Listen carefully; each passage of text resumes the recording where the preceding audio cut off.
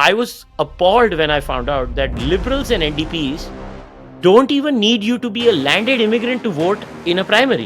Yeah. I'm sorry, this country is bonkers. I am a landed immigrant in Canada. I should not be allowed to vote in any primary. Only Canadian passport holders should decide the fate of Canada. This is how it should be. But this country, for some odd reason, when the Honorable Prime Minister or the not so Honorable Prime Minister of Canada goes ahead and says, well, no, we should let everyone vote. What is this, like a picnic? I mean, I don't know. What are we going for, a picnic where, hey, let's go and vote? Why? Because we want to influence a G7 country. And the one thing you mentioned, which I really appreciated, was the fact that Canadians, white Canadians, tend to look at this as the brown people fighting amongst each other. Admittedly, people that I talk to, that's kind of how they view it, because they're just uneducated and ignorant of like what the situation is and what's actually happening. So my question to you is, why do you think, if this has been going on significantly since the 80s, why has it been going on for so long without it being addressed by Canadian officials, do you think? I know it sounds conspiratorial, but I think in the beginning it was a good geopolitical tool against India. I genuinely believe. See, you have to look at the history of India. India was very close to Russia, and the Americans. I don't mean to say this offensively to Canadians, but listen, Canadian foreign policy is pretty much affected by what Americans want them to do. I mean, I'm not trying to put Canadians down, but that's just a fact of life, and I think Canadians should accept these things in terms of geopolitics. I think a lot of it initially was driven by geopolitics, that we need a bulwark to deal with the Indians in that sense, because they were very close to the Russians. Things started changing after the 90s, where India liberalized, and then the Americans could invest in India. By then it was too late. By then what has happened is the zombification of the Canadian diaspora was far gone. Today the Khalistan movement is actually diluted in Canada. And people may not believe me, because right now there are some really horrifying immigrants that are coming from Punjab to Canada, and I'll be the first one who will say deport them all back to India before somebody thinks I would be defensive. No, deport them all back to India. But the reason Khalistan keeps getting diluted in Canada is because of the people from Punjab that come over here. Because Indian Punjabis, irrespective of whether they are Hindu or Sikh, they're not radicalized. So when they come over here, the radicalization quotient actually drops. The real radicalism, as far as Khalistanis are concerned, is actually now in the second generation and the third generation over here, because they kept on going to these zombie gurdwaras. See, gurdwaras in India are very different. And I know people find it so hard. Well, how different can it be? It's a temple here, it's a temple there. No, we don't do crazy things over there. Y'all do crazy things over here. It's I don't know how else to say this. Like, for a Punjabi, the Gurdwara, whether Hindu or Sikh, is an integral part of their life. Everybody goes. Even I go. But in India, over here, I have not stepped foot in a Gurdwara since I've lived here. And I can say this with full authority, I will not go to one until and unless I know it's a non-Khalistani Gurdwara. So, so how did they screw the system over is, first, so you remember, initially they would lose Gurdwara elections, these Khalistanis. Then they realized to win the Gurdwara elections, they started beating the innocent pro-Canada, pro-India Sikh up. Now, listen, these people are doing businesses, have a job. They're not going to go indulge in fist fights in Gurdwaras. Again, typical attitude of the Western, political class was, brown people problem. Let these idiots fight. And they just let them fight. And the Khalistanis kept on taking over one after the other Gurdwara.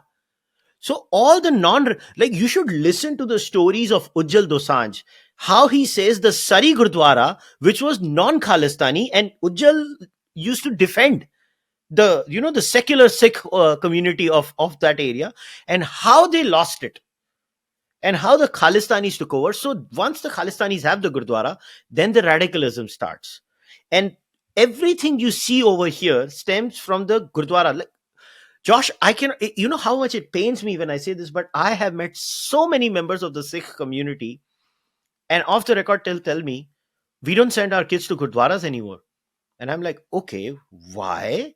They're like, listen, they go in as human beings, they come out as zombies. We just don't want our kids to be radicalized. And the Canadian state now is willfully turning a blind eye for political reasons, because you guys are a very sparsely populated country.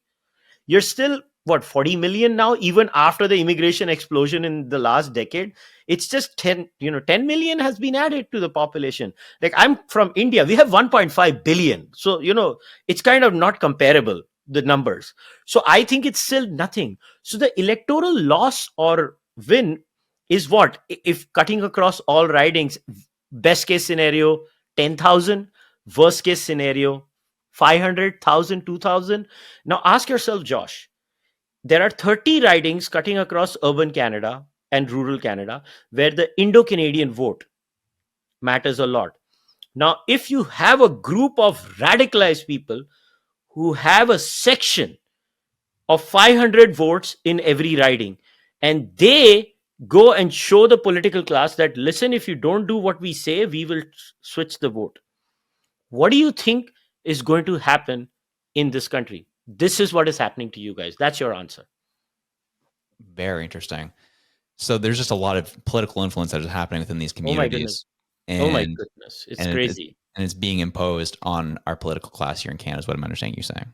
Yeah. So 3 years ago, I did this podcast with Balraj Dale, the Canadian journalist. He's a Sikh too. And he explained how the Canadian system is systematically rigged by the Khalistanis. Now, I was appalled when I found out that liberals and NDPs don't even need you to be a landed immigrant to vote in a primary. Yeah. I'm sorry, this country is bonkers to allow that. Thank you. Preach it. Yep. I am a landed immigrant in Canada. I want to say this on the record. I should not be allowed to vote in any primary. Whether conservative, whether liberal, or whether NDP. Only Canadian passport holders should decide the fate of Canada.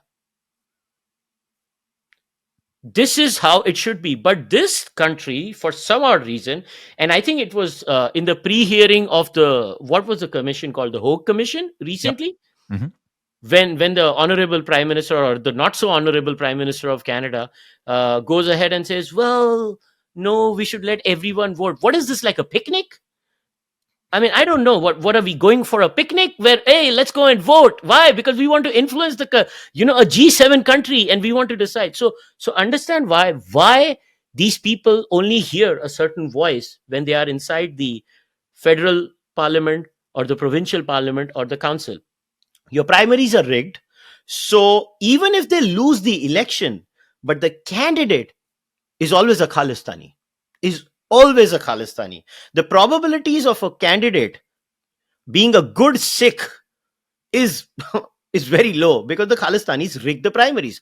How do they rig the primaries? I know it for a fact. Pizzas are offered. You give $50, $100, put them in a bus. These students, they're poor, right? They're struggling over here.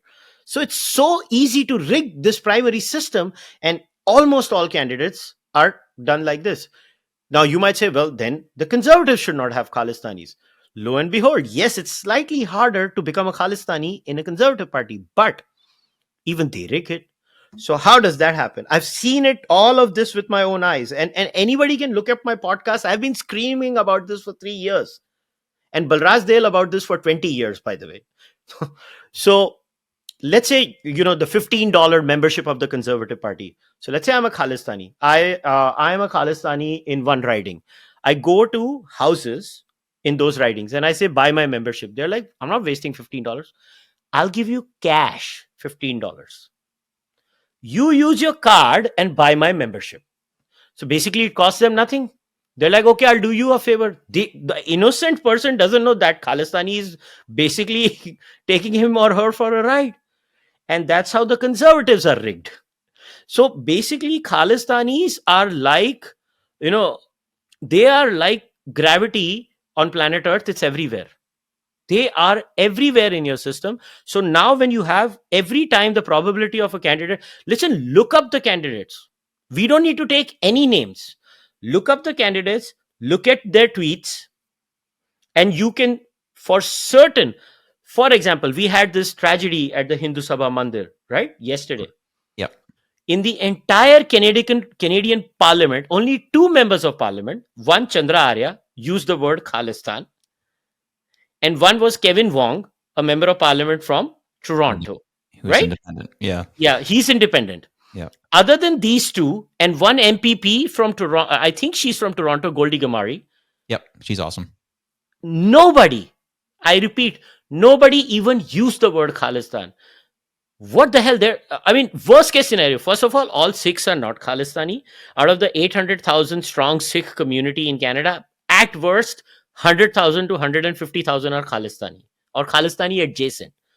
But why are there so many Khalistanis in your parliament? You should, I should not be answering these things. Actually, I should be asking you, why the hell is this happening in Canada?